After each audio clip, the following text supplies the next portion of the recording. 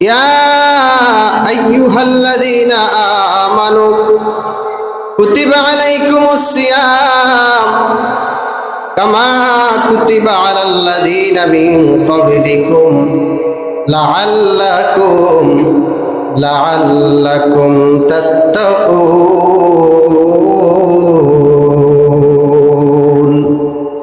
আল্লাহ বলেন, হে ঈমানদারগণ, তোমাদের উপরে রমজানের রোজাকে ফরজ করা হয়েছে, যেমনি ভাবে রোজা ফরজ ছিল তোমাদের পূর্ববর্তী উম্মতদের উপরে।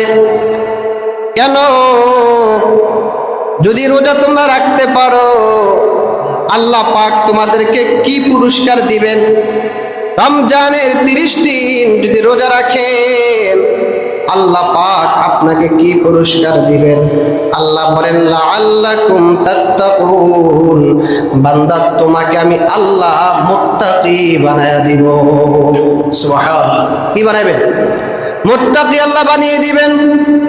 প্রশ্ন, হুজুর, আল্লাহ যদি আমাদেরকে মুত্তাকি বানিয়ে দেয়, তাহলে আমাদের কি লাভ? মুত্তাকি হলে তার কি পুরস্কার? আমার ভাইয়েরা, আল্লাহ বলেন, ইন্না আকরামাকুম ইনদাল্লাহি আতকাকুম।